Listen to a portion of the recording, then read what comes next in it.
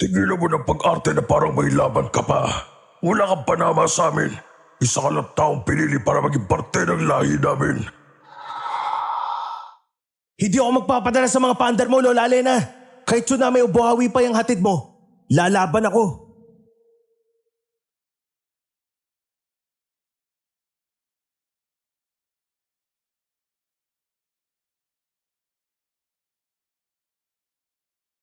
Magandang araw sa inyong lahat, lalong-lalo na sa mga tagapakinig ng Dear Esperanza YouTube channel. Kumusta ho kayo? Sana nasa mabuti ho kayong kalagayan ngayon. Itago niyo po ako sa pangalang Tupe. Isang araw, sinamahan ko ang bayaw ko sa pamamanhikan niya sa kanyang nobya. Ngunit may kakaibang nangyari, kaya naman hindi natuloy ang kanilang kasal. Para maunawaan niyo ang lahat, muli ako si Tupe at ito ang aking kwento. Bago ko simulan ng storya, huwag kalimutang mag-subscribe bilang suporta sa ating channel. Tope, mag-ingat ka dyan. Medyo mabato tong daan papasok. Oo nga kuya. Grabe naman yung daan dito, wala bang shortcut? Masanay ka na dito, Tope. Pag nagkataon, dito ka na rin madalas mag-iikot. Ha? Bakit ako? Ikaw nga mag-aasawa eh. Magiging parte ka rin naman ng pamilya eh. Saka malay mo, may pakilala sa'yo si Violeta na isang magandang dilag, di ba? Pas muna ako sa ganyang setup, Kuya Edwin. Kaagaling ko lang sa breakup, no? Kaya nga, napapayag mo akong sumama sa'yo dito eh. Breakup na naman. Pangilang beses mo na yan ngayong taon. Magseryoso ka ng bata ka. Pangalawang beses pa lang, Kuya. Tsaka, hindi naman ako may kasalanan eh, kundi siya. Ay nako, bahala ka na nga. Basta mamaya ha, kumilos ka ng maayos. Unang kita mo pa lang sa kanila, maging magalang ka at iwasan mo yung sobrang pagbibiro, okay? Okay, Kuya. Huwag ka mag-alala at hindi naman kita ipapahamak eh.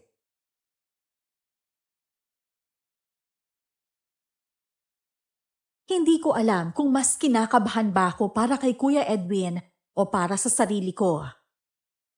Habang papalapit kami sa bahay ng mapapangasawa niya dito sa Cotabato, parang humihigpit ang hangin sa dibdib ko. Tirik na tirik ang araw, pero ang balat ko parang nilalamig. Maraming nakatanim na tubo sa paligid, makapal, mataas. Parang mga sundalong nakahilera na nakatingin sa akin habang dumadaan kami. Pagdating namin sa mismong baryo ni na Violeta, halos madapa ako sa mga ugat ng puno sa tabi ng daan. At doon ko unang naramdaman na parang may matang nakamasid sa akin mula sa kung saan. Hindi ko alam kung tao ba yon o engkanto.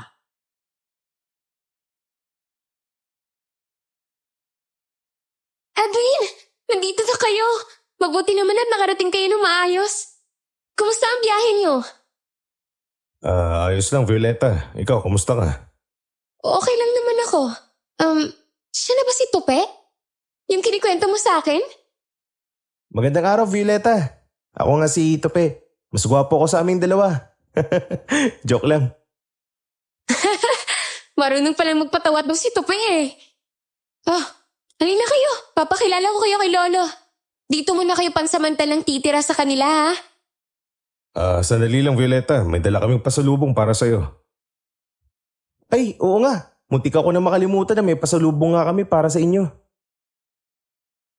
Wow! Salamat sa pasalubong na dala niyo ha. Tara na sa loob.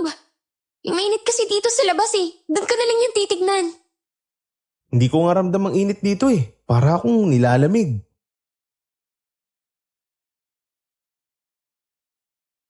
Pagpasok namin sa bakura ni na Violeta, mas lalo akong kinilabutan. Kahit tanghaling tapat, may mga parte ng lupa na parang hindi tinatamaan ng araw. Parang may kurtina ng lamig na hindi mo makita, pero mararamdaman mo. Sa di kalayuan, nakita ko ang isang bahay na luma. Gawa sa kahoy na kulay tsokolate na kumupas na sa tagal. May mga basag na bintanang kapis, pero maayos pa rin ang pagkakakabit. Sa tabi, may isang matandang lalaki na nakaupo sa silyang kawayan. Hawak ang isang baston na may kakaibang ukit. Siya siguro ang lolo ni Violeta. Sa tingin ko, hindi lang siya basta matanda. Unang tingin pa lang, napaka-misteryoso na niya.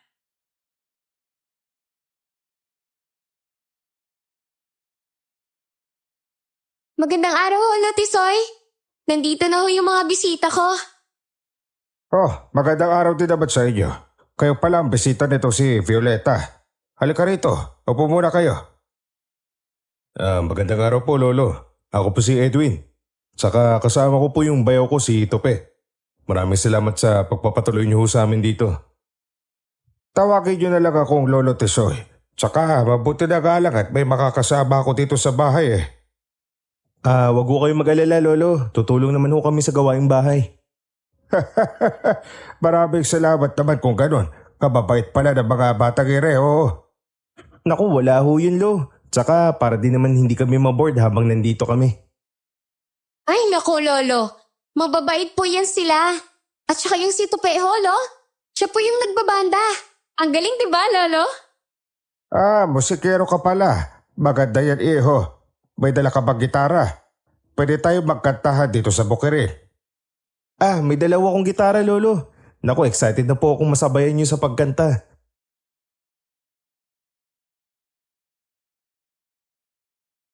Gumaan ang pakiramdam ko dahil mukha namang mabait si Lolo Tisoy. Pero kakaiba lang kung makatitig. Hindi yung tipong nakatingin lang, kundi parang binabasa niya ako. Naiilang akong umupo, pero tinanguan ako ni Kuya Edwin. Kaya wala na akong nagawa kundi ang sumunod. Mula sa gilid ng bahay, may hanging dumampi sa balat ko. Malamig na parang galing sa loob ng kuweba. At nang sandaling yon, narinig ko ang mahinang bulong. Hindi ko alam kung guni-guni lang o talagang may nagsalita.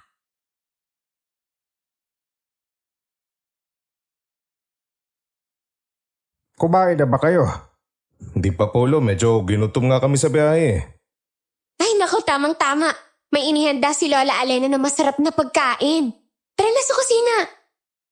Lola Alena? Naalala ko na ikinuwento siya ni Kuya Edwin sa akin. Siya po ba yung marunong magluto ng... Oo, siya nga yun. Sikat dito sa amin yan dahil sa sarap ng adobo niya. Aba, baka may love ako sa luto niya. Tayo na, Kuya Edwin. Gutom na ako eh. Mag-iingat ka, iho. Hindi lahat ng inihahain ay para sa tiyan. Ano pong ibig yung sabihin, Lolo? May mga pagkain na para rin sa kaluluwa. Okay, so parang lugaw na may kasamang sermon? Ganun po ba, Lolo? Hindi mo alam ang sinasabi mo, iho. Hala, sige na, kumain na kayo.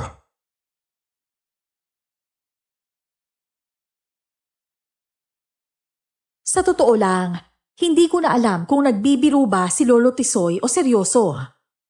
Pero ramdam ko na may ibang ibig sabihin ang mga salita niya. Hindi ito yung tipong kwentong pampalipas oras lang.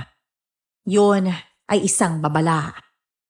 Habang kumakain kami, napansin ko ang mga mata ni Lola Alena. Kulay abo, pero malinaw pa rin ang paningin. Tuwing mapapatingin siya sa akin, parang sinusukat niya kung hanggang saan ang kaya ko. Hindi ako sanay na maging center of attention, lalo na kung wala sa stage. Pero ngayon, para akong tinututukan ng spotlight na hindi ko kayang patayin.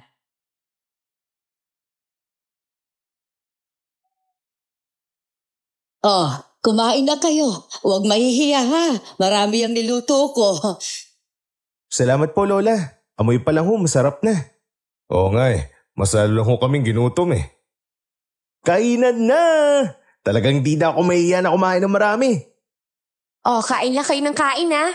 Galing pa naman kayo sa biyahe. Pagkatapos niyong kumain, pwede na muna kayong magpahinga.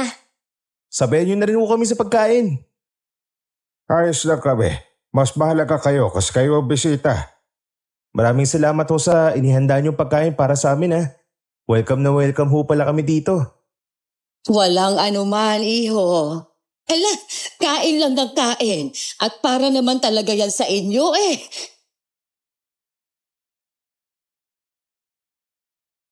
Habang kumakain kami, napansin kong may kakaiba sa lasa ng adobo ni Lola Alena.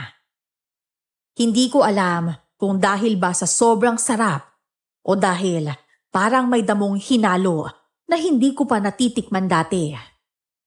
May amoy na pamilyar pero hindi ko matukoy kung saan ko naamoy yun. Tuwing susubo ako, ramdam kong parang humuhupa ang lamig sa paligid. Pero pag hihinto ako, babalik din agad yung kilabot. Pinagmasdan ko sina Kuya Edwin at Violeta. Walang kaarte-arte silang kumain. Tuloy lang sila sa pagsubo.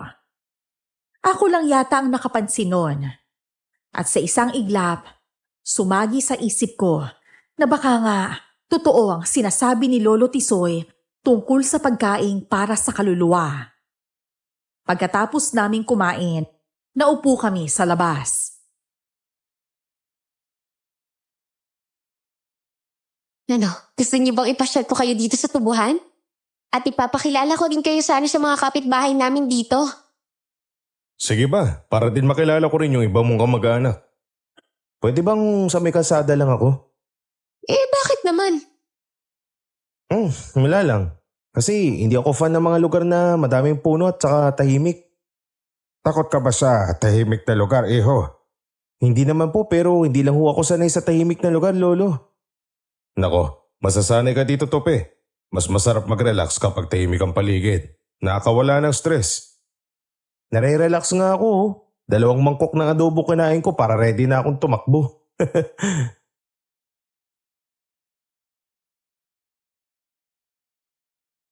Pagkatapos naming maupo ng ilang minuto, lumabas kami para maglakad-lakad. Sobrang lawak ng taniman ng tubo. Kulay berde na may halong dilaw ang mga ito. Sumasayaw sa hangin pero maririnig ang tunog ng dahon. Lahat ng hakbang namin parang sinisilip mula sa pagitan ng mga halaman. Pero may nakita akong parang anino na mabilis kong gumalaw. At mula sa malayo, may matandang babae na nakatayo sa gitna ng daan. Nakayuko. Paglingon ko, wala na siya. Kinilabutan ako, pero nagkunwari akong wala lang. Hindi ko alam kung guni-guni lang o nagsisimula ng magparamdam ang mga kwento ng lugar na to.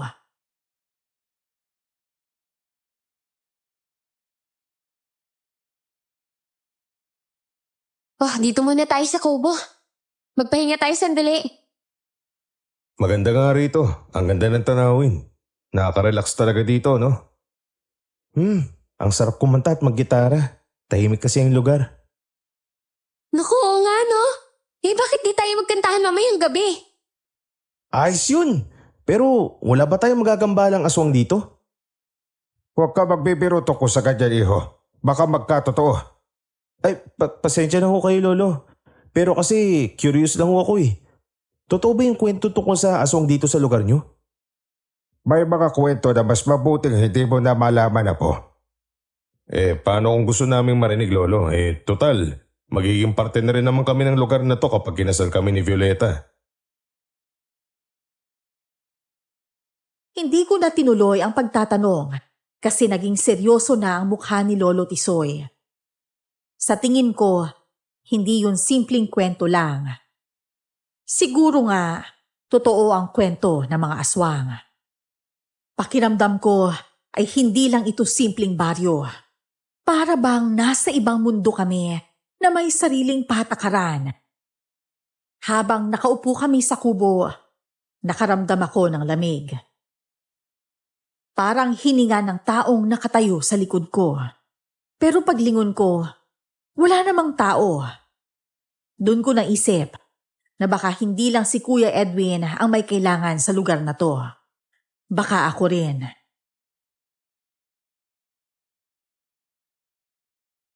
Tope, nakita mo ba yung pulang tandang kanina sa kanto? Oo, ilang araw ko na nga napapansin yun eh. Mukha siyang gwardiya eh. Tuwing dumadaan tayo, palagi siyang nandyan. Si Pulang yan. Lagi lang siyang nandyan para magbantay. Huwag kayong matakot sa kanya. Seryoso? Bantay ng daan? Isa siyang tandang at hindi aso? Hindi basta tandang lang si Pulang, iho. Mas malakas pa siya sa aso. Anong ibig sabihin nun? May lisensya ba siya bilang tanod? May mga hayop at tagabantay laban sa masasamang nilalang. Hindi lang aso.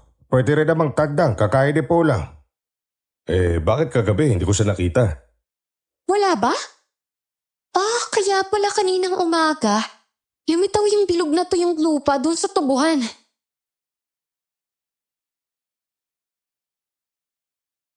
Kinilabutan ako nang makita ko ang bilog sa taniman ng tubo. Tinamaan yun ng kidlat, pero wala namang ulan o bagyo kagabi. Ang lupa, tuyong-tuyo at parang niluto sa init. Sa paligid ng bilog, may mga tubo, pero sa mismong gitna, wala nang mga tanim. Parang nilamon ng apoy. Doon nagsimulang magkwento si Lolo Tisoy tungkol sa mga ruha. Hindi raw sila pangkaraniwang aswang. Para silang shaman na may kapangyarihan sa hangin, ulan at bagyo. Kaya raw nilang gumawa ng ritual para tawagin ang unos. At kapag may ganitong marka, ibig sabihin may ruha na nag-e-ensayo ng lakas niya. Sa isip-isip ko, para lang kaming napadpad sa rehearsal ng bagyo na hindi naman kami imbitado.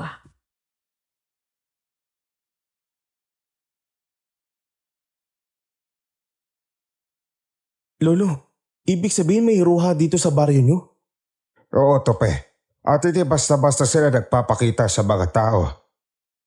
Sa tagal po ng panahon, bakit ngayon na lang ulit sila nagpaparamdam? May ibig kayang sabihin yun, Lo?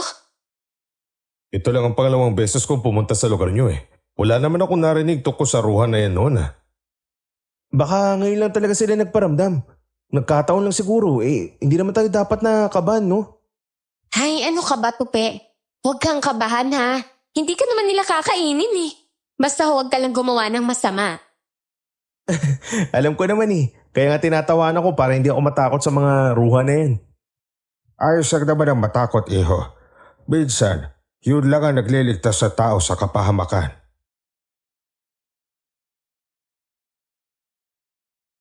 Tahimik akong napatingin sa tuyong lupa na nagkaroon ng bilog sa gitna. Hindi ko alam kung ano ang mas nakakatakot. Ang ideya na may aswang na may kontrol sa kalikasan o ang makita ko talaga ang aswang mismo. Mas lalo akong kinilabutan nang sumilip ako sa gilid ng taniman at may nakita akong anino.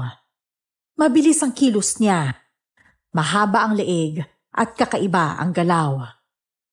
Nalaman kong hindi lolo ni Violeta si Lolo Tisoy. Magkapit-bahay lang sila. Dahil sa tradisyon na bawal magsama sa iisang bahay ang lalaki at babae hanggat hindi pa sila kasal. Kaya dito kami sa bahay niya pansamantalang tumutuloy.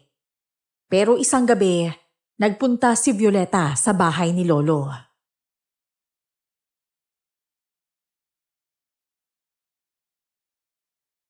Lolo, ano pong gagawin natin para hindi tayo matamaan ng kitlat kung sakaling gumawa ulit ng ritual ng ruha? Kailangan natin maglagay ng panangga sa paligid ng bahay. Anong klaseng pananggaho yun, Lolo Tisoy?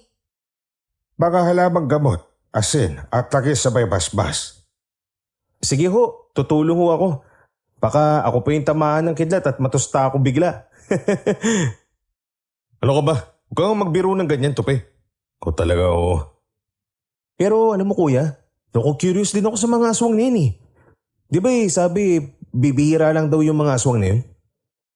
Oo, bihira lang ang ganong uri ng aswang. At saka hindi sila basta nahuhuli ng tao. At hindi nga sila madaling maramdaman dahil sa taglay nilang kapangyarihan, kahit ng isang albularyo kagaya ko.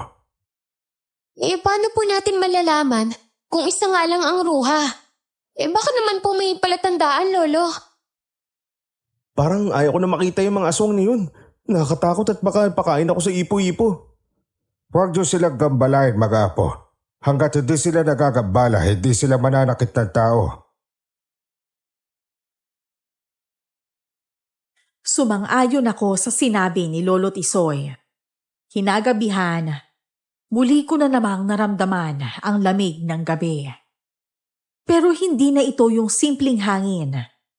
Para ito nakabalot na hamog na pumapasok sa balat ko at naninirahan sa buto ko. Nasa sala kami. Tahimik ang lahat. Umuwi na rin sa kanila si Violeta. Nakarinig ako ng tunog ng alon sa di kalayuan. Pero naisip ko na wala namang dagat sa bukirin. Sa labas, gumagalaw ang mga dahon ng tubo kahit hindi malakas ang hangin. Minsan, hindi mo kailangang makita para malaman na may kakaiba sa paligid. Pakiramdaman mo lang. At nung narinig ko ulit yung mahina at mababang boses na hindi ko maintindihan, sigurado akong nasa paligid lang ang aswang. Kaya hindi ako nakatulog na maayos.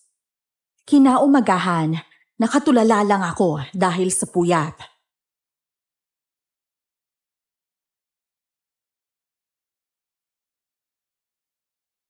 Hoy, Tope. Ba't parang lutang ka ngayong umaga, ha?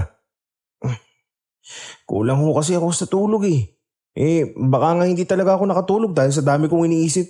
Ay, naku buhay. Ano bang ginawa mo kagabi at hindi ka nakatulog, ha? Nilalamig kasi ko, kuya eh. Para bang may kakaiba sa paligid. Tsaka natatakot kasi ako at baka bigla na lang umatake yung aswang at kainin ako. Ay nako, alam mo, nag-overthink ka lang. Huwag lang masyadong isipin yun, no? Wala nga atake sa'yo, ano ka ba? Tama ka nga. Kailangan ko siguro maglakad-lakad na lang sa tubuan. Magpapaturo ko kay Lolo Tisoy kung paano mag-harvest ng tubo. Nako, mas mabuti pa nga, iho. Malawak ang tubuan at mahihirapan ako sa pag-harvest kasi konti lang ang trabahador dito. Ayos ho, Lolo. Kakain lang ako ng maraming kanin, gulay at prutas para maging malakas ako. Hala, sige. Maganda na kayo para marami tayong maaning tubo ngayon. Ayos! May matututunan na naman ako. Hindi ko na ikinuwento sa kanila ang nakita ko kagabi. Lalo na't hindi ko pa alam kung panaginip lang ba yun o totoong nangyari. Pero malinaw sa utak ko, ang puting damit ni Violeta, kumikintab sa ilalim ng maliwanag na buwan. Nakatayo siya sa gitna ng taniman ng tubo. Nakataas sa mga kamay. Parang may kinakausap sa kalangitan. Ang hangin, kakaiba ang galaw. Paikot, umiikot sa kanya. At nagulat pa ako sa malakas na kulog. Para itong may kasamang bulong.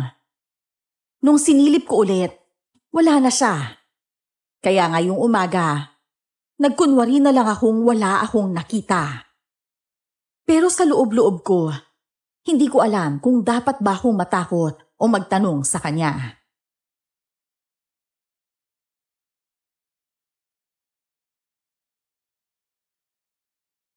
Oh, Tope, kumain ka na? May tinulang niluto si Lola Elena dito, oh. Talaga? Bubusog na naman ako. Tsaka baka sakaling gumanda yung mood ko. Mukha kang zombie kanina. Sige, kumain ka ng marami para marami din tayong maani. Tsaka, alam mo ba, Tope? Masarap ang tubo rito, talagang matamis. Hindi pa ako nakakakain ng tubo, Kuya Edwin eh. Masubukan nga mamaya.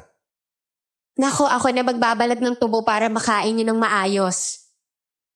Sige, asahan ko yan ha. Ubusin ko muna tong sabaw at aalis na tayo. Aba, at talaga excited ka magtrabaho, iho. Sigurado akong nababagot ka na dito. Basta mamaya, huwag ka magre-reklamo ha. Pagsuot ka rin ng sombrero at mainit na ang sinag ng araw mamaya.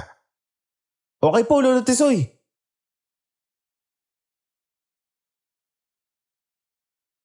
Makalipas ang ilang sandali, nagpunta na nga kami sa tubuhan para mag-harvest. Dala-dala ko ang matalim na gulok. Napahinto ako nang magsalita si Violeta. Parang may dobling kahulugan yun.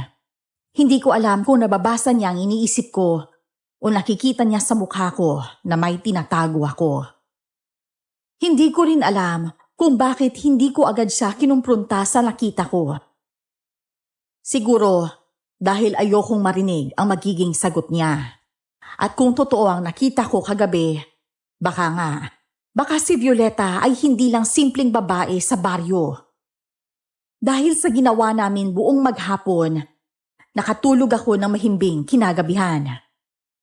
Kinaumagahan, habang sinisip-sip ko ang katas ng tubo, kinausap ako ni Kuya Edwin. Tope, mamaya pala pupunta tayo sa bayan para bumili ng mga gamit sa pamamanhikan. Ay, naku, salamat naman Kuya Edwin. Kailangan ko rin makarinig ng ingay sa bayan. Napakatahimik talaga dito eh. Natatakot naman akong kumanta sa gabi at maggitara, baka mabulabog ko yung mga ruha. Naku, ikaw talaga, Tope. Palagi mo nalang iniisip ang mga ruha. Relax ka lang, ano ka ba? Hindi ka naman nila sasaktan eh. Paano ko ba kasi ito ipapaliwanag sa inyo? Baka pagtawanan nyo lang ako o di kayo maniwala sa akin. Ano ba kasi yun, iho? Sabihin mo sa amin, malay mo naman at matulungan ka namin.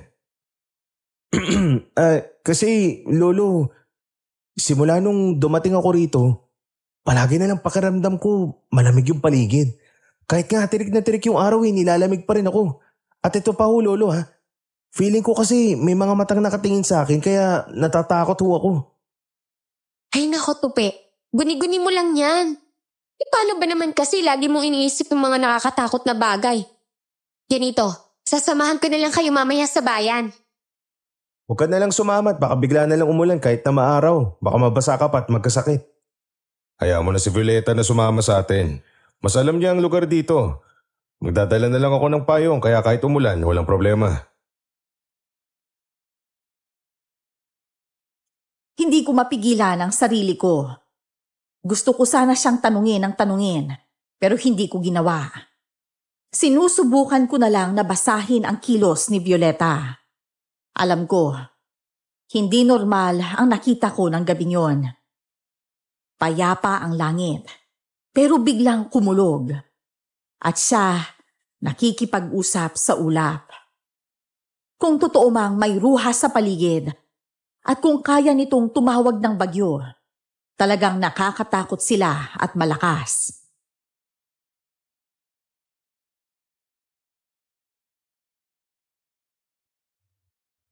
Uy, kanina ka pa tahimik sa biyahe ah. Eh ano bang iniisip mo? Nagbibilan lang ako kung ilang poste na ba yung nadaanan natin. Ha, hindi nakakatawa yung joke mo, uy. Di ko akalain na corny ka pala. Minsan, mas okay maging corny kaysa curious sa mga bagay-bagay. Eh, curious sa ano? Huwag na lang. Alam kong hindi mo masasagot yung mga tanong ko. Eh, kung may gusto kang sabihin, eh bakit hindi mo na lang sabihin sa akin? Hindi naman ako nangangain ng tao eh. Huwag na lang. Ayoko naman ma-offend ka. Baka di mo pa ituloy yung pagpapakasal kay Kuya Edwin. Ay, naku, ewan ko sa'yo. Ang gulo mo rin kausap eh.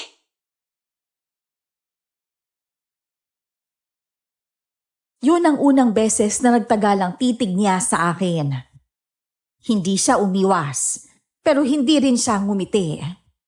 Parang lihim kaming nag-uusap. Ramdam ko ang bigat ng hangin. Bukas ang bintana ng jeep at sumasalubong ang amoy ng bagong giling na tubo. Gusto ko talagang itanong ng direkta kung anong ginagawa niya sa gitna ng taniman ng tubo. Pero sa bawat segundo, mas lalong lumilinaw sa isip ko na baka mas delikado kapag nalaman ko ang totoo. Kaya mananahimik na lang ako hanggat kaya ko. Hoy, anong meron na nagkakatingin na kayong dalawa? Huwag mo sabihin may gusto ka kay Violeta, Tope. Ano ba yung pinagsabi mo, Kuya Edwin? Gusto ko lang kasi sana magpahula sa kanya. Anong tingin mo sa akin? Manghuhula? Akala ko kung ano yung titigan yung dalawa eh. Kasi Kuya Edwin, nararamdaman kong uulan ngayon. Minsan kasi magandang panahon pero bigla na lang umuulan. Eh baka naman kasi may dahilan kung bakit gano'n na nangyayari, no? Eh mabuti na nga lang at umuulan eh. Nadidiligan ng mga halaman. Oo nga, nadidiligan sila. Basta hindi lang bumagyo, ayos lang. Ang kalamidad ay hindi natin maiiwasan. Dahil ibinabalik lang ng kalikasan ang ginagawang kasamaan ng mga tao. Natahimik ako sa sinabi niya. Alam kong tama siya. Minsan, ang masamang ginagawa ng tao sa kalikasan ay kusang bumabalik sa kanila. Hindi ko alam kung patama ba yon o babala. Sa mga kanta ko sa banda, sanay ako magtago ng mensahe sa pagitan ng linya. Pero ngayong ako ang nakakarinig nun sa totoong buhay, ibang klaseng kaba ang dala sa puso ko. Parang gusto ko nang bumalik sa Maynila at sa ingay ng bar, kesa manatili rito kung saan ang bawat tanong parang may bagyong kapalit. Hinagabihan nga, nagpunta na kami sa bahay ni na Violeta. Masaya naman kaming pinatuloy ni na Lola Alena at Aling Bertha.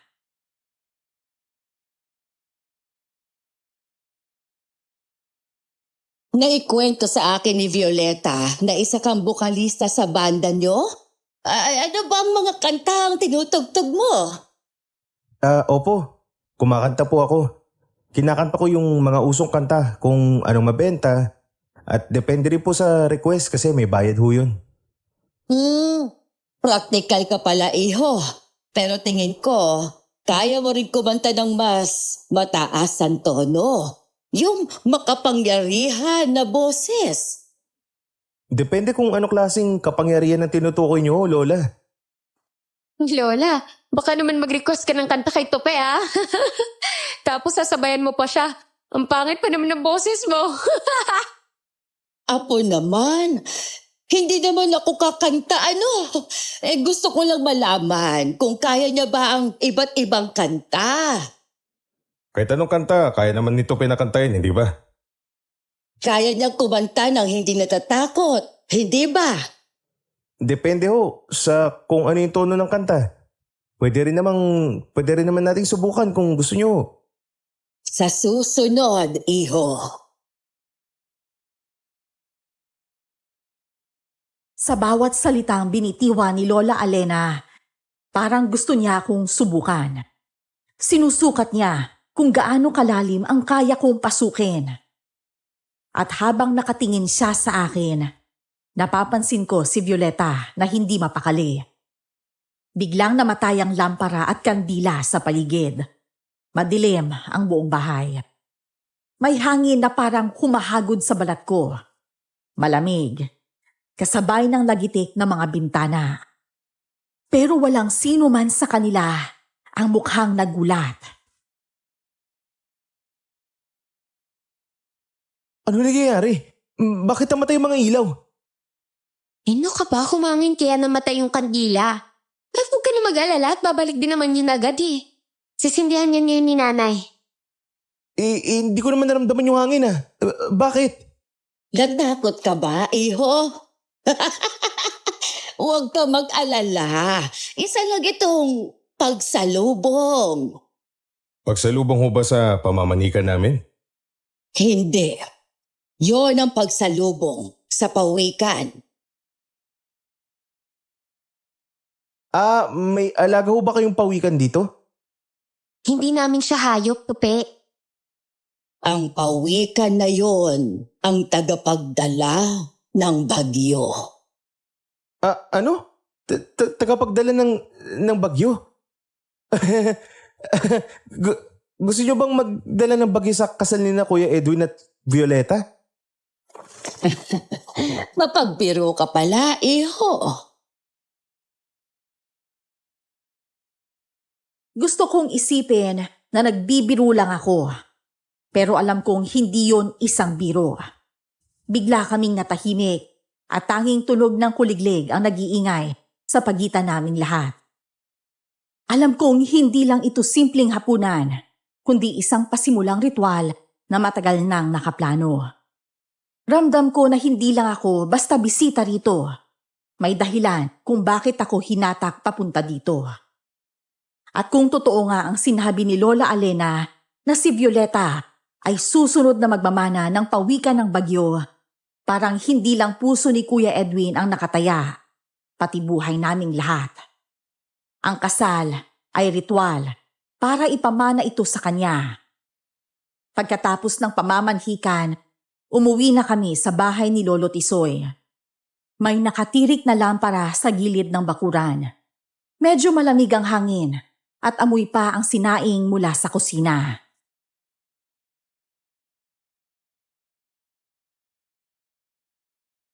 Ay salamat at natapos din ang pamamanhikan natin. Nakahinga na ako ng maluwag. Nakahinga ka nga ba kuya? Kasi kanina mas matigas ka pa kaysa sa kinain mong suman eh. Nanlalamig ka pa. Kabado ko eh. Hindi naman araw-araw may ritual tayong nakikita. Bigla pang nawala yung ilaw kaya mas lalo akong kinabahan. Hindi lang ritual yun, Edwin. Hindi mo pa yata nalalaman ang lahat. Lolo, ano ibig niyong sabihin? Akala ko simpleng pamamanhikan lang yun at ritual dahil sa kanilang paniniwala. Tope, makinig ka. Mag-ingat ka kay Violeta. Lolo, wag niyo naman siyang takutin. Mabait ho si Violeta, alam niyo ho yun. Hindi ko naman sinasabing masama siya, kundi hindi niyo alam ang pakay niya sa inyo. Lalo na sa iyo, Tope. Sa akin ho, Lolo?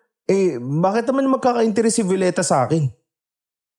Sa tingin mo ba, basta-basta ka lang isasama sa ganong pagtitipon? Nararamdaman ko may kakaibang mangyayari. Maniwala ka sa akin. Hindi ko alam kung dahil pagod ako o dahil sa bigat ng titig ni Lolo Tisoy. Pero parang gumaan bigla ang paligid. Ngunit bumigat ang loob ko. Yung tipong gusto mong magbiro para mawala ang kaba. Pero alam mong kahit anong biro, hindi pa rin mawawala sa utak mo ang sinabi ni Lolo Tisoy. Hindi naman siya magsasalita ng walang dahilan.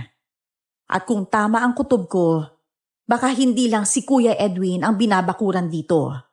Baka pati ako, tina-target din nila.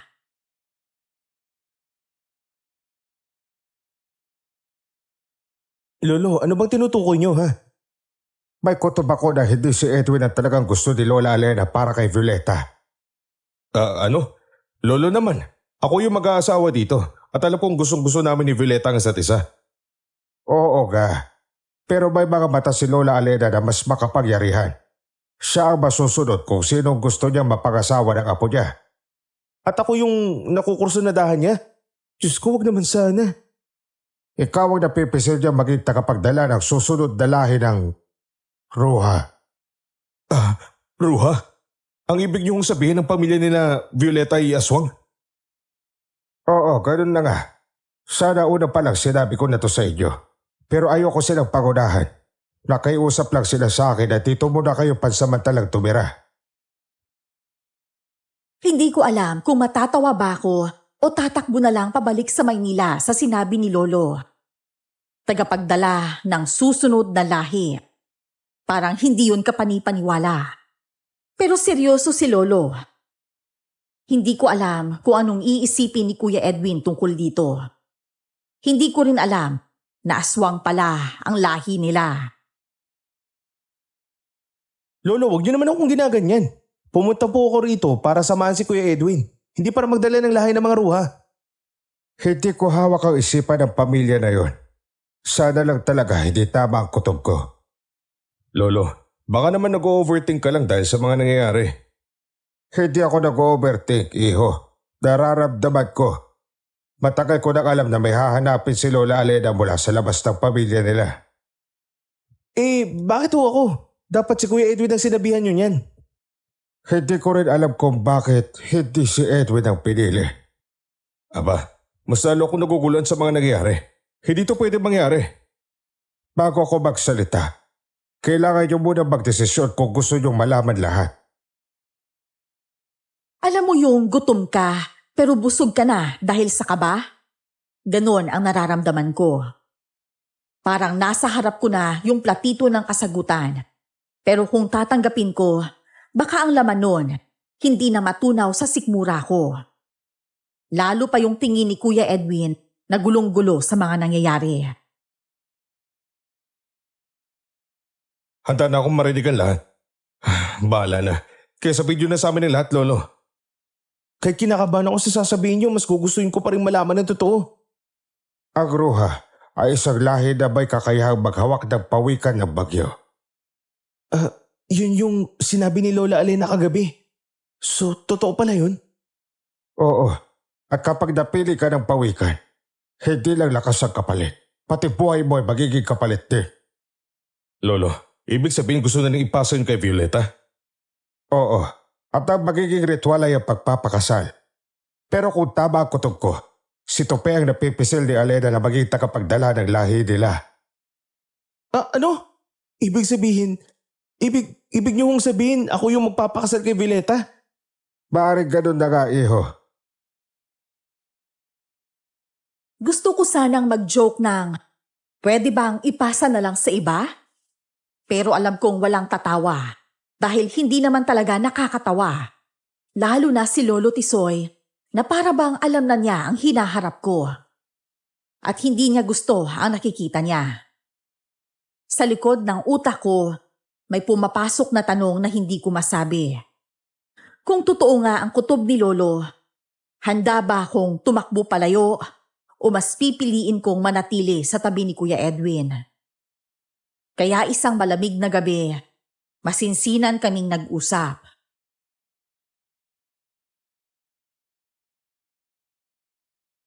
Kuya, sigurado ka ba dyan sa sinabi mo? Oo naman, Tope. Kahit na ikaw pa ang piliin ni Lola Alena para kay Violeta, tatanggapin ko yun ng buong puso. Paano kung ayaw kong tanggapin yung alok nila? Hindi rin naman kita pipilitin pero ayaw ko rin pigilan ka kung yun ang desisyon mo. Mabuti na lang at nauunawaan mo ang lahat, Edwin. Pero mabigat ang kapalit nito, iho. Alam ko, Lo. Pero parang gusto ko munang magpanggap na wala akong alam sa lahat. Nagugulan ho talaga ako eh. Ay nako, ikaw pa ba? Alam ko makakaya mo ang lahat ng pagsubok. Malalampasan mo rin yan, Tope. Kuya naman, takot ako sa kulog tsaka sa kidlat. Tsaka isa pa, wala akong gusto kay Violeta. Pero tama siya, Tope. Kailangan mo maghanda. Hindi lang ang pisikal mong katawan kundi pati ang loob mo. Sigurado kung gagawin nila ang lahat, makuha lang nila ang kanilang gusto. Gusto kong sabihin na hindi ko kailangan ng paghahanda dahil wala naman akong balak pumasok sa gulong to. Pero kilala ko si Lolo Tisoy. Kapag may sinabi siyang kailangan, ibig sabihin, darating at darating ang araw na yon. At si Kuya Edwin, parang may tinatago siyang lungkot na pilit niyang tinatakpan ng tapang. Naisip ko tuloy, baka nga mas mahirap pa sa kanya ang sitwasyon kesa sa akin.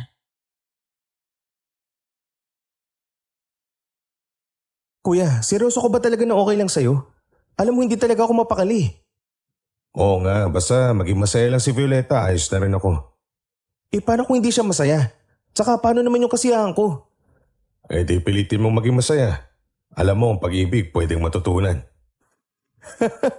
Kuya naman, para mo ako binibigay kay Violeta. Tsaka sa tingin ko, hindi gagana yan. Minsan, gumagana rin.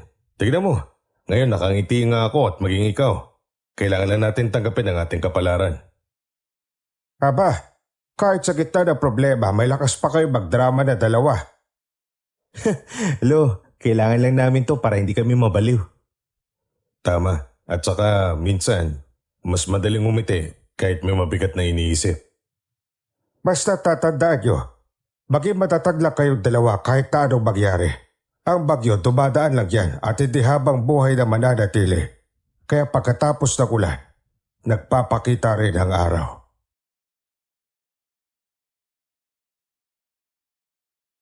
Hindi ko alam kung bakit biglang tumahimik kami pagkatapos niyang sabihin yon. Parang lahat kami nag-isip kung ano ang ibig sabihin ni Lolo. Ko naman, tumingin lang sa buwan. Umaasang sa susunod na ikot nito, baka mag-iba ang lahat. At doon nagsimula ang gabing hindi ko inaasahan. Makalipas ang 2 gabi, naisipan kong lumabas at kumanta. Nilabas ko ang aking gitara at nagpunta sa ilalim ng punong mangga. Hindi ko alam kung para mag-practice lang o para madistract ang utak ko. Naupo ako sa bangkito. Nakikita ko ang liwanag ng buwan at sinimulang tugtugin ang isa sa mga paborito kong love song ng taong 80s. Habang kumakanta ko, napansin ko si Violeta na dahan-dahang lumalapit. Hindi siya nagsalita, pero ngumiti lang at tumabi sa akin.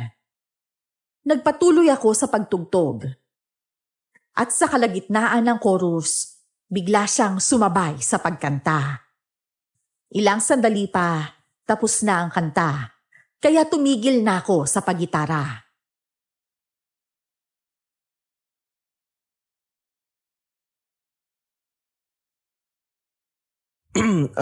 Marunong ka palang kumanta? Nako, konti lang. Pero kasi gusto ko yung kantang kinanta mo ngayon eh. Hindi ko akalain na mahilig ka rin pala sa musika. Nako, marami kang hindi alam tungkol sa akin, Tupe. May oras pa naman siguro para makilala kita, hindi ba? Depende yan kung gaano kakatapang. Mukhang inahamon mo yata ako ah. Hindi kita hinahamon, Tupe. Binibigyan ka lang namin ng babala. Lalo tuloy ako na intriga tungkol sa lahi niyo.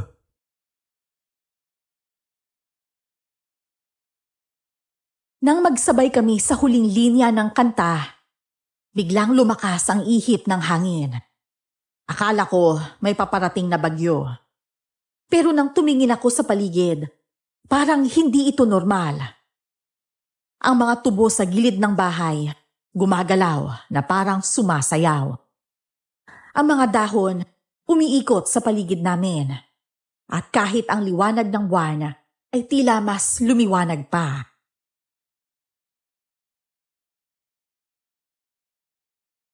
Violeta, nararamdaman mo ba yung kakaibang hangin sa paligid natin? Oo, Tupe. Natakot ba kita? Huwag mo sabihin ko yung may gawa nito. Pasensya ka na. Hindi ko naman sinasadya eh. Kapag kumakanta ako ng galing sa puso, minsan sumasabay ang kalikasan. Alam mo, sa tingin ko, hindi ka nga normal. Para kang diwata sa mga kwentong naririnig ko. Hindi nga ako normal, Tupe. Dahil ang pagkontrol sa kalikasan gamit ang tinig ay kapangyarihan ng pambihirang ruha. Pambihirang ruha? Ikaw yan, hindi ba? Oo. At hindi basta-basta ang responsibilidad na dala ko. At ako, posible maging parte ng responsibilidad na yun. Kung papayag ka. Pero tandaan mo, Tupe, may kapalit ang lahat. Hindi ko na alam kung alin ang mas mabigat sa puso ko. Ang ideya na baka may mas malaking laban akong kakaharapin o ang katotohanang mas lalong naging misteryoso si Violeta sa paningin ko. Pero isang bagay ang sigurado. Simula nung gabing yun, hindi na simpleng kanta ang maririnig ko sa boses niya.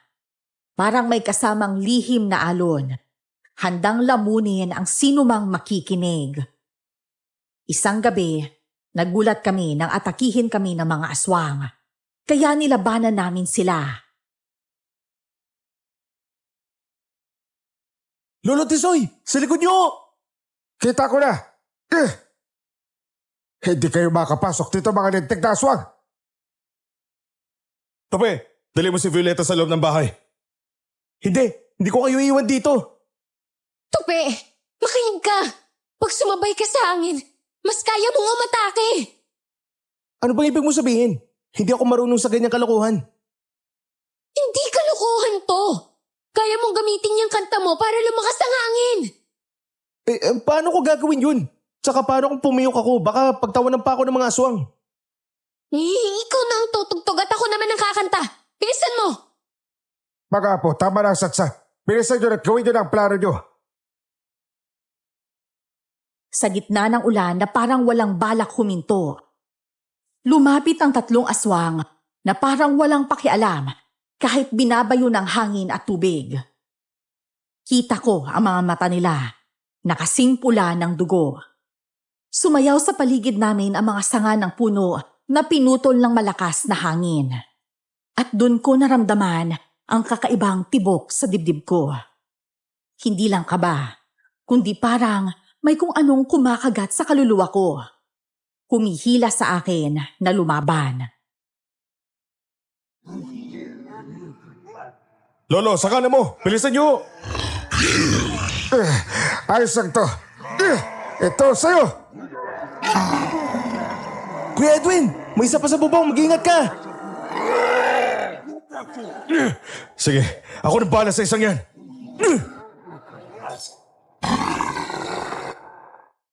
Tupe! Ang gitara mo! Bilis! Magpatugtog ka na! Anong kakantahin ko?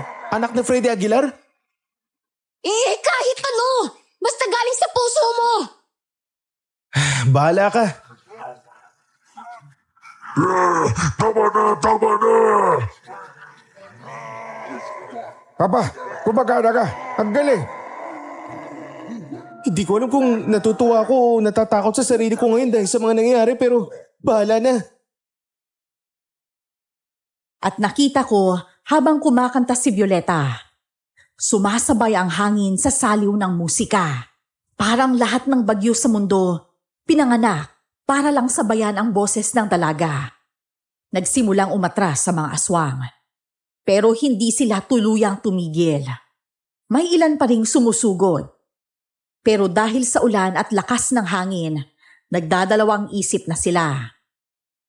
At nang sa wakas ay bumagsak ang isang aswang, dun ko lang napansin na halos wasak na ang mga puno sa paligid namin. Lalo na ang gitara ko. Bakit ngayon ka pa nasira? O, Tope, ano nangyari sa'yo at parang naiiyak ka na? Gitara ko kasi nasira eh. Huwag ka magalala po. Ayusin na lang natin yan. Lolo, kahit pandikit ng sapatos, hindi na makakatulong dito. Malayo ang Maynila para ayusin ang gitara ko. Naku, pasensya ka na, Tupe ah. Nagdahil sa akin kaya nasira ang gitara mo eh. Hindi mo naman kasalanan eh. Kasalanan to ng mga aswang na yun. Kung pwede lang, gugulpiin ko pa sila gamit to eh. Kainis sila. Aba, pwede mo pa rin gawing pamalo yan. Huwag kang maglala, Tope, ayusin natin yan. Sige Kuya Edwin, sabay natin tong ayusin. Teka lang, ano to? Bakit? Ano ba yan, Tupe? May nakaipit na lumang papel sa loob ng gitara ko.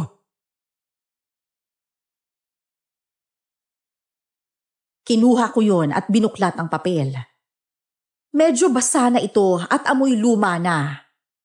May sulat doon. Tiniklop ng 3 beses.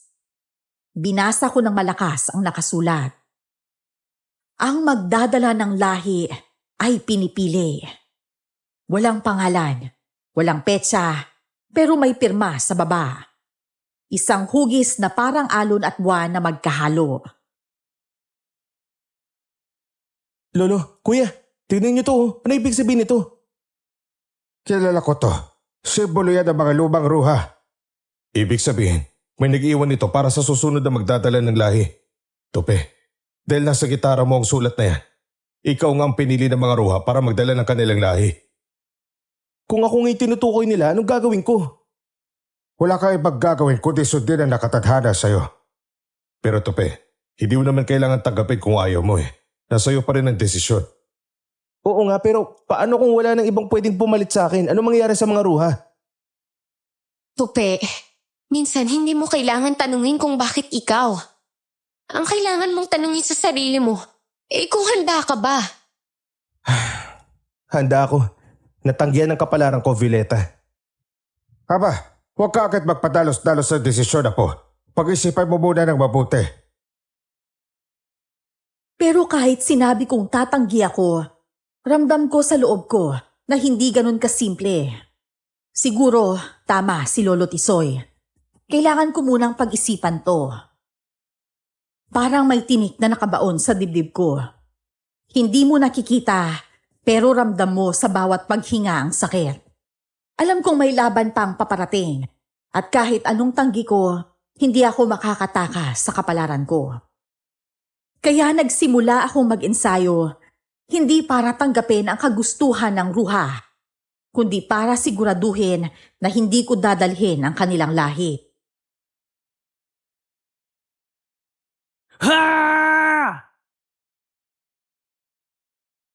Lolo, turuan niyo ako magsanay. Gusto ko pong matuto sa pakikipaglaban. Sige po, hawakan mo na mabuti ang sibat mo. Yan ang magiging sandata mo sa bawat laban. At dapat kahit sukutak ka na o nag-iina, maging matatag ka pa rin at patuloy na lumaban. Salamat Kuya Edwin.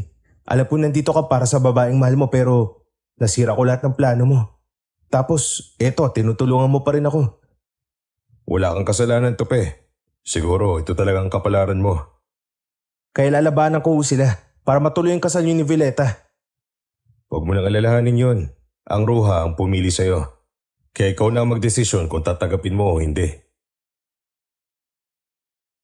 Araw-araw, sinasanay ko ang sarili ko sa pakikipaglaban.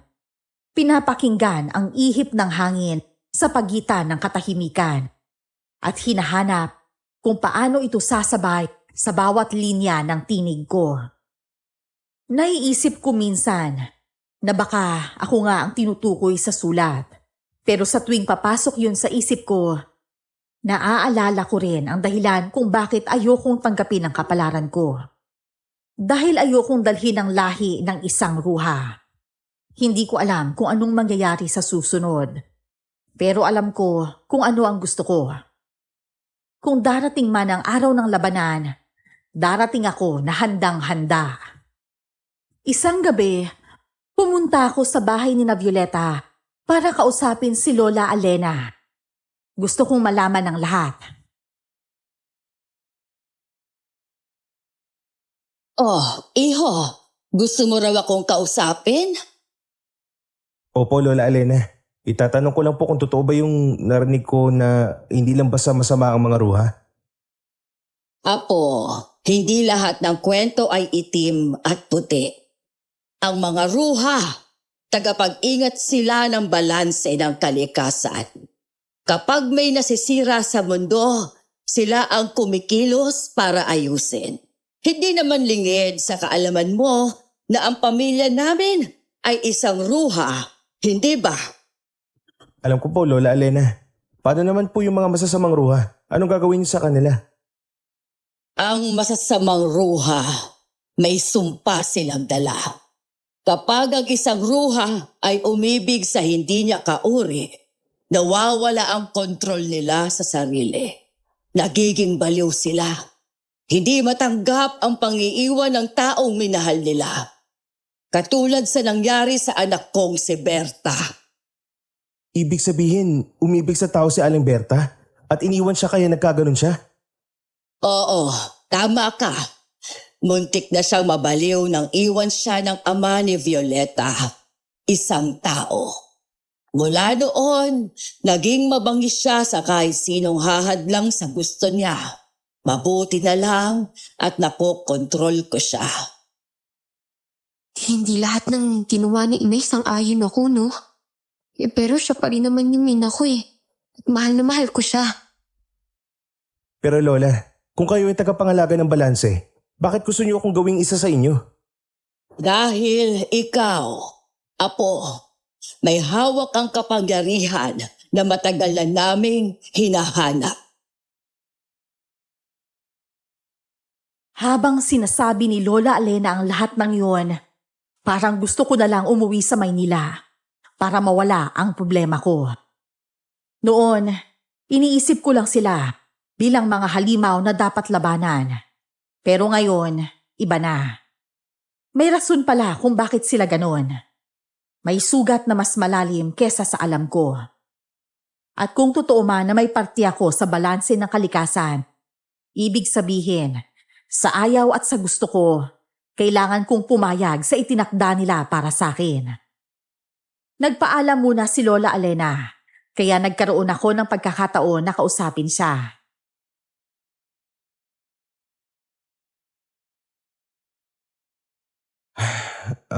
Aling Berta, pwede po ba tayo mag-usap? Anong kailangan mo sa akin, Tupe? Kung hindi importante ang sasabihin mo, huwag ka na mag-aksaya ng hininga. Gusto ko lang pong malaman tungkol po sa sinabi ni Lola Alena. Tungkol sa nangyari sa inyo. Pasensya na ho kung nanghihimasok ako pero gusto ko lang malaman ng totoo. Kung tungkol sa nakaraan ko, wala kang karapatan na malaman yon. Pero ako yung tinutukoy na magdadala ng lahi sa mga ruha. Diba? May connection ho ako sa lahi nyo kasi isa akong tao. Oo, May connection ka na nga sa amin. At hindi ko yun gusto. Pero wala na akong magagawa. Ha? Bakit po hindi nyo gusto? Sa bisperas ng kasal ng anak ko, may mangyayaring hindi mo magugustuhan. Anong ibig mo sabihin? Hindi ho ba, hindi na matutuloy ang kasal ni na Kuya Edwin at Violeta? May magigising na kapangyarihan. Kapag nagkamali ka ng hakbang, hindi lang ikaw ang mawawala, kundi pati buhay ng mga taong mahal mo. Biglang bumigat ang dibdib ko dahil sa narinig ko. Hindi ko alam kung dahil sa kaba o sa bigat ng sinabi niya. Pero malinaw sa akin ang sinabi niya na may paparating na gabing babago sa lahat. At kung totoo ang sinasabi ni Nanay Berta, ibig sabihin, hindi lang basta laban sa mga ruha ang haharapin ko, kundi pati laban sa sarili kong kapalaran. Nang bumalik si Lola Alena, kasama niya na si Kuya Edwin. Muli niya akong kinausap tungkol sa mangyayari.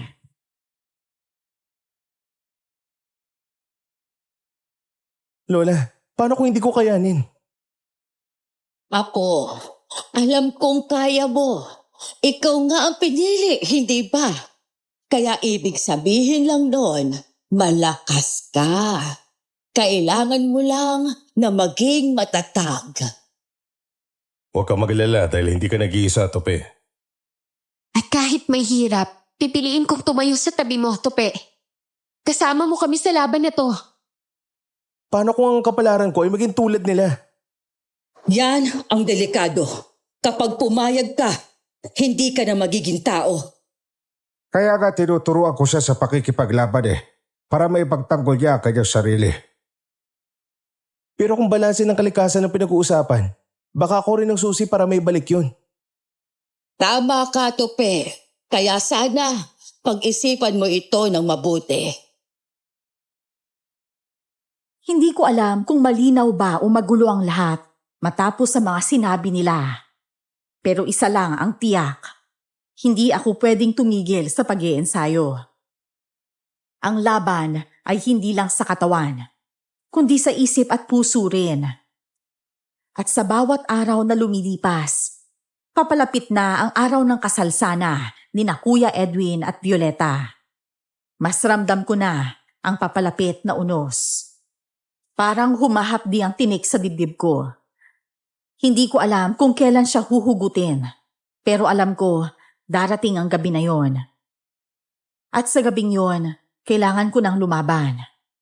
Ngayong gabi na nga ang hinihintay ng lahat, pero bigla na lang sumabog ang isang katotohanan na hindi ko pala siya totoong bayaw at nagpapanggap lang para madala niya ako sa malawak na tubuhan kung saan naninirahan ang mga ruha.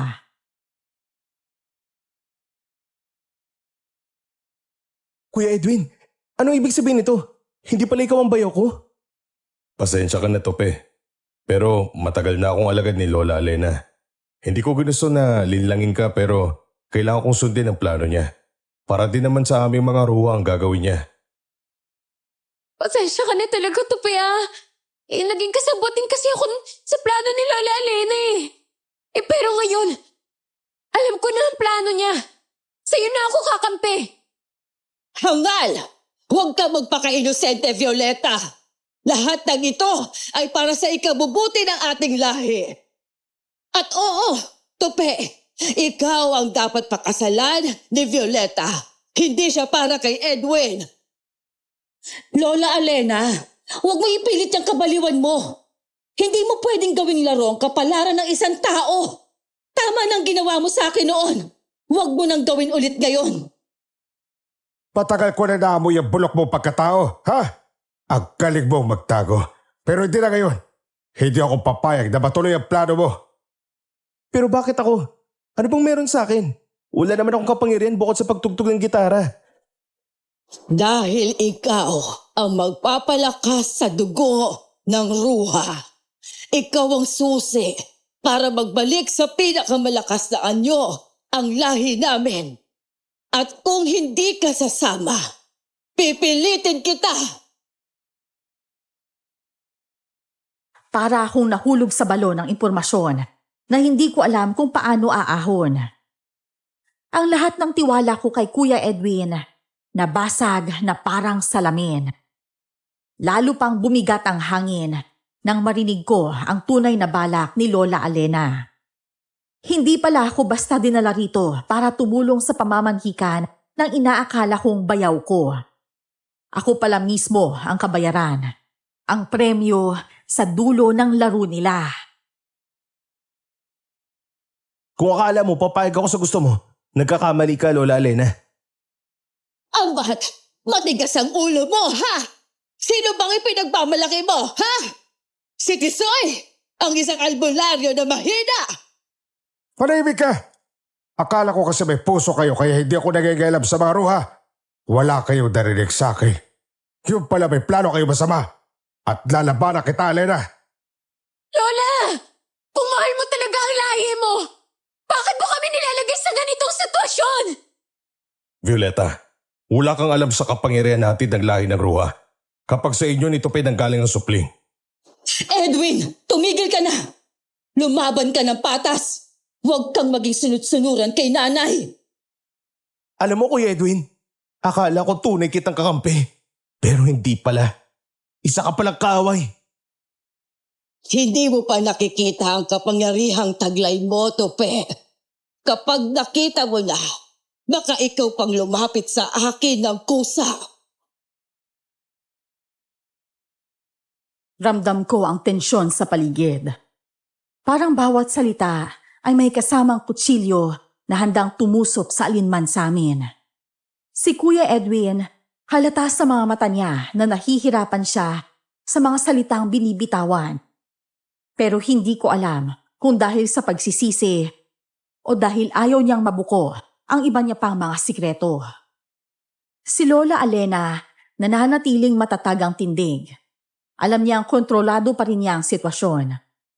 Pero nang tingnan ko si Lolo Tisoy, alam kong hindi niya hahayaang manatili ang ganong balanse. Alena, kung laban ang gusto mo, dito na natin tapusin to. Gusto mo ng gulo, Tisoy? Alam mo kung gaano ka kahina kumpara sa akin. Uugod-ugod ka na. Tigilan niyo na to! Hindi ito tamang lugar para maglaban kayo. Panatilihin natin ang balanse ng kalikasan. Lola Alena, kung talagang makapangyarihan ka, bakit kailangan mo pa nakagaya ko para palakasin ang lahi mo? Tama si Tupe. Kung totoo nga yung sinasabi mo, dapat kaya mo palakasin mag-isa ang ating lahi. Hindi nyo naiintindihan. May mas malaki pang panganib na paparating. Kaya kailangan namin ng bagong dugo. Ang dugong siyang pinili. Edwin, isara mo yung bibig mo bago ko pahilahin yung matabil mong dila. Hindi na kailangan pang itago, Tisoy. Malalaman din nilang lahat mamaya. Sa mismong gabing ito. Sa kabila ng lahat ng gulo, ramdam kong papalapit na ang gabi na babago sa lahat. Nakita ko ang mga mata ni Violeta, halo ng takot at determinasyon. Si Nanay Berta, nakahawak sa isang bote ng langis. At si Lolo Tisoy, mahigpit ang kapit sa baston niya. Pero alam kong hindi lang yun isang ordinaryong tungkod. Samantalang ako, para akong nasa gitna ng arena at handang makipaglaban.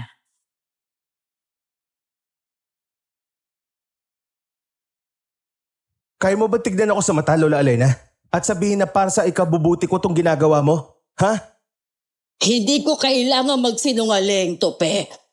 Oo, para sa akin ito. Para sa aming lahat. Hindi lang para sa'yo, kundi para sa lahat ng ruha. Kung ganun, wala na tayong dapat pag-usapan pa, Lola Alena. Nakahanda na akong lumaban. Tupe, huwag kang magpadalos-dalos ng desisyon mo. Kailangan mo sumama sa amin at pakasalan si Violeta. Edwin, tumigil ka na sa pagtatanggol sa kanya. Alam mong masama ang ginagawa niya. Apo, maganda ka. Hindi ko alam kung paano matatapos to. Pero sisiguraduhin ko hindi ka nila makukuha. Salamat, Lolo. Pero gusto ko lumaban. Hindi lang para sa sarili ko, kundi para sa lahat ng mga taong nagsakripisyo. Huwag kang mag-aksaya ng lakas, Tupe. Bago matapos ang gabi, magbabago rin ang isip mo. At doon ko na naramdaman ang bigat ng katotohanan. Hindi lang pala ako ang target nila, kundi pati ang kinabukasan ko ay hawak nila sa kanilang mga kamay. Pero habang humihigpit ang hawla, mas lalo akong nagiging handa para sirain yon. Sa gabing to, kasal dapat ang mangyayari. Pero alam ko na magiging madugo ang gabing yon. At lalabas na ang katotohanang matagal nang nakabaon sa dilim. Kung totoo man ang sinabi ni Lola Alena na magbabago ang isip ko bago matapos ang gabi, isa lang ang masasabi ko. Baka siya ang unang magulat kung paano ko babaliktarin ang larong sinimulan niya. Ano to, Lola? Wala ka bang plano na magpaliwanag bago ka magpalit ng anyo? Pumapangit ho kayo. Wala nang oras sa paliwanagan, Tupe. Oras na para sumama ka sa amin. Tigilan mo ng pag-arte na parang may laban ka pa. Wala kang panama sa amin. Isa ka lang taong pinili para maging parte ng lahi namin. Aba, subukan niyong lumapit dito. At baka kayo pang magsisi sa uli. Lalabanan ho namin kayo, Nay. Lola! Kuya! Huwag niyo siyang pilitin! Hindi si Tupi ang karapat-dapat! Apo, hindi tayo pwedeng tumunga lang. Maganda ka na. Alam ko, Lolo. Pero sa totoo lang, hindi ko alam kung mas natatakot ako sa anyo nila o sa amoy ng hininga ni Kuya Edwin. Ang baho kasi. Ba't huwag mong babastusin ang lahi ng ruha, Tupi? At doon na nagbago ang lahat. Sa isang iglap, bumuka ang bibig ni Lola Alena. Kumislap ang mga mata niya na parang kandila sa dilim. Lumitaw ang mahahaba niyang pangil. Si Kuya Edwin naman, lumaki ang katawan. Nabiyak ang balat at naglabasa ng itim na balahibo. Narinig ko ang mga ugat at buto nila na parang nagkakalansing habang nagbabago ng anyo. Hindi na sila tao, kundi mga halimaw na handang sumakmal at kumain ng tao. Ang hangin sa paligid biglang lumamig. Wala ka nang tatakbuhan pa, Tupe. Sumama na kayo ni Violeta at simulan na natin ang ritual ng kasal. Kayo na lang ang magpakasal ni Kuya Edwin, Lola. May asim ka po at mukhang pwede pa kayo magkaroon ng anak. Ako ang kalabari mo, Edwin. Tingnan natin kung kaya mong sumabay sa baston ko. Isa ka na matandang uugod-ugod. Yung baston mo, parang laruan lang yan sa akin. Violeta, magtago ka dito sa likod ko. Bilisan mo! Hindi ako magtatago, Nay! Lalaban ako! Hindi ko sila pababayaan! Violeta, makinig ka sa nanay mo. Kayang-kaya na namin ng dalawang yan. Sige! Pero kapag kailangan nyo ng tulong, huwag kayo mahihiyang magsabi sa amin ni Nanay, ha? Lakad na kaming lumaban! Sa isang iglap, sumugod si Lola Alena. Parang kidlat ang bilis niya. At sa sobrang bilis, halos hindi ko na makita ang galaw niya. Hanggang sa maramdaman ko ang hangin na tumama sa mukha ko. Tumalon ako palayo, pero sumabog ang lupa kung saan ako nakatayo kanina. Si Lolo Tisoy naman ay humarang kay Kuya Edwin, gamit ang baston na kumikislap sa ilalim ng buwan. Tumutunog ito na parang bakal na tumatama sa bakal sa bawat sagupaan nila. Sina Violeta at Nanay Berta naman parehong nakaabang, parang dalawang pusa na handang manakmal.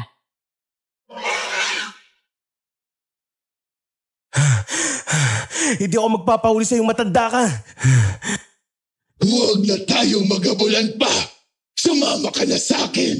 Magkakasama kayo ni Violeta habang buhay. Lola, ako na bahala sa kanya. titirisin ko siya ng parang kuto.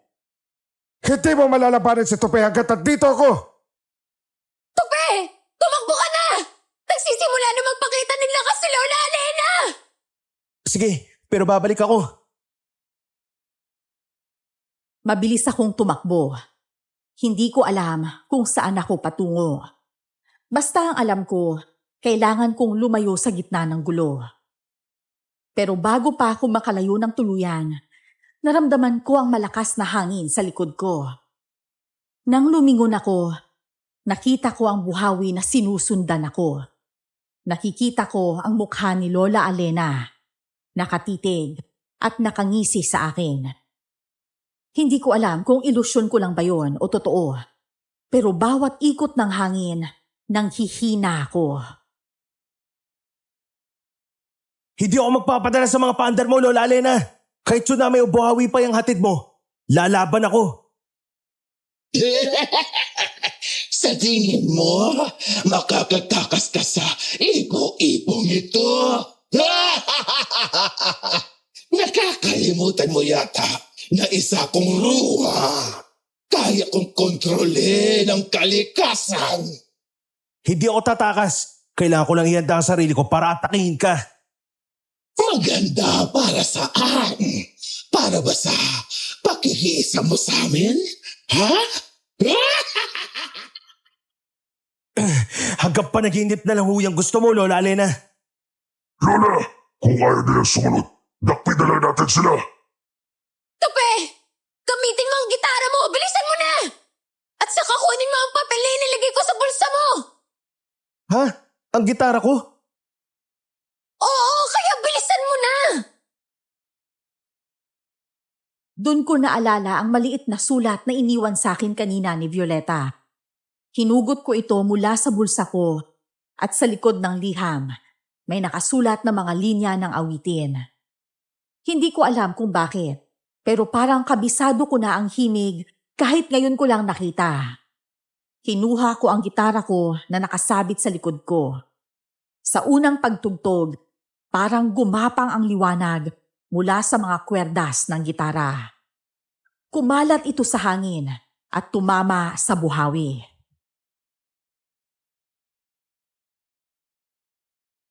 Ang galing nga. May kapangyarihan palang gitara. Pamana pa naman to ng lola ko sa akin.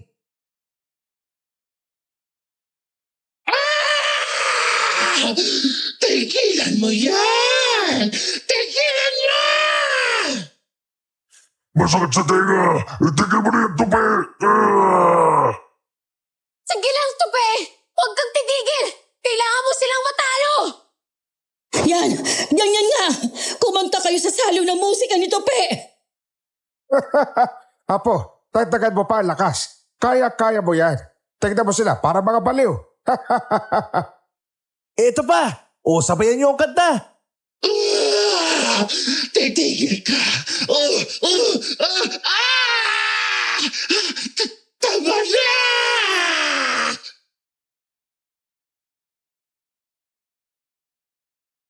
Ang sigaw nila ay nakakabingi. Pero mas lalo akong ginanahang tumugtog. Bawat tugtog ko sa kwerdas ng gitara ay parang may kasamang hampas ng kidlat. Nakikita ko kung paano kumukurap ang buhawi at unti-unting naglalaho ang anyo ni Lola Alena sa gitna nito. Si Kuya Edwin naman ay napaatras. Hawak ang ulo, parang may humahati dito. Sa isang malakas na huling nota, bumagsak ang lahat. Ang hangin ay tumigil. Ang tanging tunog ng paghinga ko ang maririnig. Pero alam kong hindi pa tapos ang laban. Kung ano man ang susunod, handa na akong harapin. Kahit anong anyo pa ng nilalang ang lumabas. Apo, oras na para malaban mo ang totoo. Lolo, anong ibig mo sabihin? Ito ang sagradong supply ng mga albularyo. Hindi ito ordinaryong tela lang, Tupe. Huwag ka magugulat, iho. Matagal nang lihim yan ang pamilya mo. Tupe, hindi mo alam pero ikaw lang ang pwedeng pumigil sa kanila. Bakit ako? Dahil ba sa gitara ko? Hindi lang dahil dyan, kundi dahil po ka sa tuhod ng albularyong nilabanan mismo ang ruha noon Ang dugo mo may balanse ng liwanag at apoy. Hindi pwede. Hindi siya ang makakatalo sa amin. Lola, bumangon ka! Hindi dapat dito matatapos ang laban! Nanlaki ang mga mata ko sa sinabi ni Lolo Tisoy. Parang biglang nabuksan ang lahat ng tanong sa isip ko. Bakit ako laging nakakaramdam ng kakaiba tuwing may panganib? Kahit hindi ko alam ang ritual, alam ng kamay ko ang galaw. Naramdaman ko ang bigat ng sablay nang isuot ni Lolo Tisoy sa akin. Para akong binuhusan ng liwanag at init. Sabay pumintig ang mga ugat ko na parang sumasabay sa tibok ng lupa.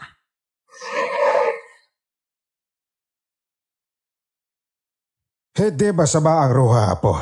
Doon, tagapangalaga sila ng pawikan ng bagyo.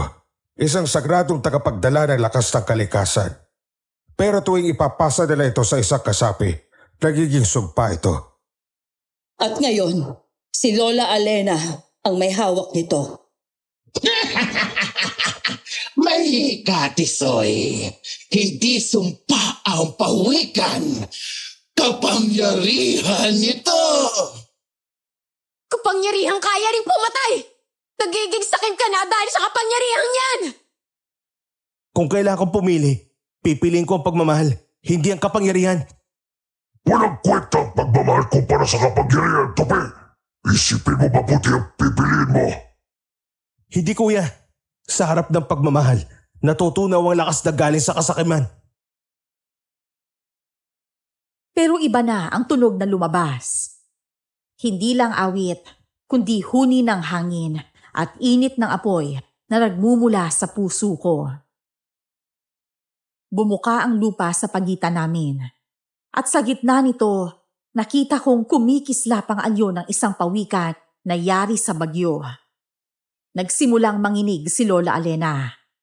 Habang si Kuya Edwin naman ay napaatras. Tila nasusunog ang balat. Sa bawat nota, ramdam kong lumalabas ang kapangyarihang hindi akin. Galing ito sa dugo ng ninuno ko. Hindi! Hindi pwedeng matapos ito ng ganito lang! Hindi ako papayag! Hindi!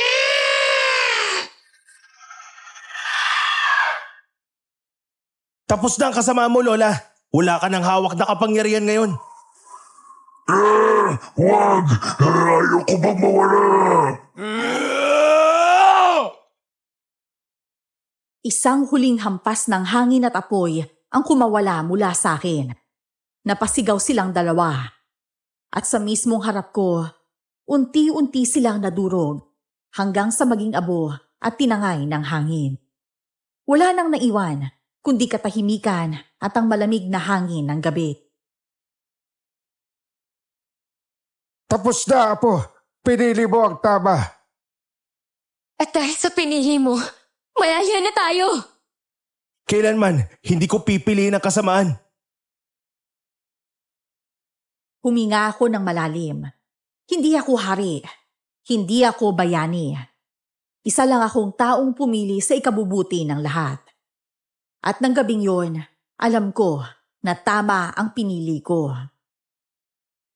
Makalipas ang isang buwan, naging tahimik na rin ang buong lugar.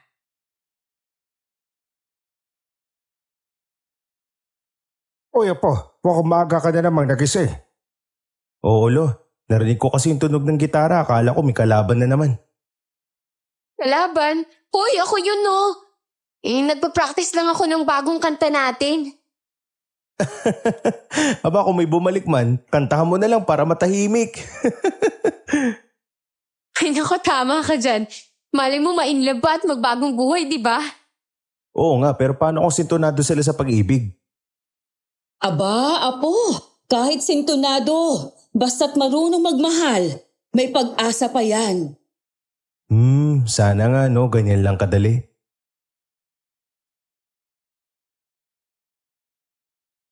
Ibang-iba na ang buhay ko ngayon. Wala nang halimaw na nagpaparamdam sa paligid. at wala na ring tunog ng sigaw sa gabi. Ang naririnig ko na lang, yung huni ng hangin sa mga dahon ng tubo, halakhak ni Violeta, at minsan reklamo ni Lolo Tisoy kapag masyadong maaga ako nagigising. Ang pawikan ng bagyo, mahimbing nang natutulog sa ilalim ng pinakamatandang puno ng tubo. Hindi na ito para sa laban, kundi para sa oras ng tunay na pangangailangan lang. At kami ni Violeta, abala sa maliit naming paaralan. Nagtuturo kami sa mga bata ng musika at paggawa ng halamang gamot. Naku, Tupe, halika rito. Tingnan mo to, oh. Yung bagang estudyante natin. Ang galing nagtumugtog. Kahit 3 araw pa lang nagpa-practice. Talaga, mas magaling ka pa sa akin? Hindi pwede yun. Dapat ako pa rin ang bida dito. Apo, kapag mas magaling na sa'yo ang estudyante, ibig sabihin magaling kang guro. Oo nga, pero mas magaling pa rin talaga ako, Lolo. Ayaw ko magpatalo. Biro lang ho. Tope, masarap ang luto mong adobo. Ikaw yata nagmana kay Nanay Alena. Naging paborito ni Tupe ang adobo ni Lola. Uy, huwag naman kayong ganyan. Mag-move on na nga tayo.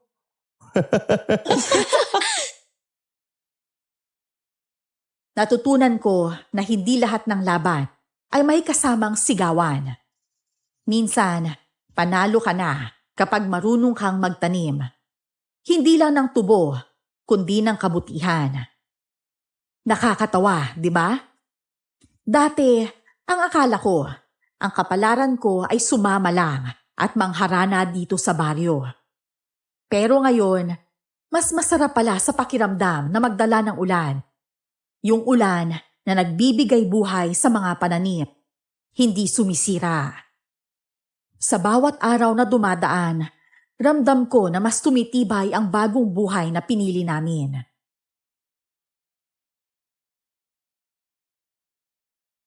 Nga pala, Tupe. May nagtatanong.